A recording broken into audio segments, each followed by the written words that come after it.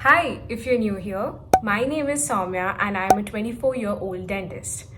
I am going to pursue my MBA in Hospital and Healthcare Management soon. So, this channel is going to talk about my journey and how I pivot from a clinical to a non clinical background that is pursuing an MBA. Today, I'm going to dive into a topic that is really close to my heart, and that is different models in dentistry. Whether you're a dentist considering your career path or just somebody who is curious about how dental practices work, today we are going to talk about three models, that is, solo practices, group practices, and dental corporations. We will talk about what works, what doesn't, and what might be the best fit for you. So, let's get started. First, let's talk about solo practice. This is a traditional model where the dentist owns and operates their own practice. They are responsible for everything, that is, patient care, marketing, and staffing. It is a model that gives a lot of independence. Now, let's talk about what works in a solo practice. The biggest advantage of solo practice is autonomy.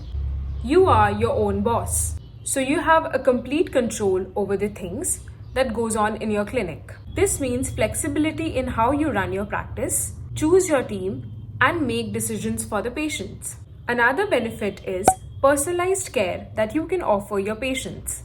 In solo practices, you can particularly build personal connections with the patients, which in turn builds more trust and loyalty. Plus, if you're a specialist, you have the freedom to focus on your specific area of interest without compromising.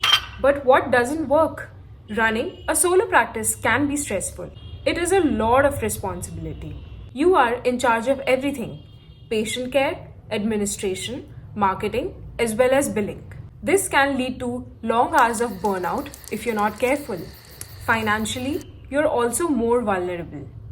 If something goes wrong, a lawsuit, a health issue, or a drop in patient number, you are on your own to handle it. So, while a solo practice offers freedom and personalized care, it is a model that demands a lot of time, effort, and financial risk, especially if you do not like to deal with the business side of dentistry.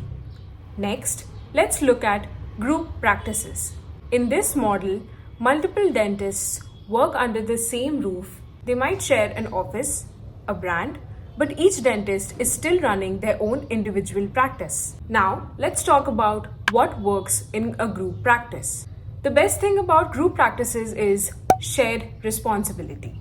You are not carrying the whole weight of practice on your shoulders. Tasks like billing, HR, and marketing can be divided among the other team of dentists. Plus, you can split costs on things like equipments, office space, making it more affordable. Also, group practices have a wider range of specialities. This allows better patient referrals within the practice. Patients love the convenience of getting the entire treatment done under the same roof. But here's where things get tricky. Decision making can be slower in group practices. With multiple partners involved, it might take longer to make decisions as well as implement new ideas. It also means less autonomy for each individual dentist. You have to compromise a little bit on your business ideas as well as methods.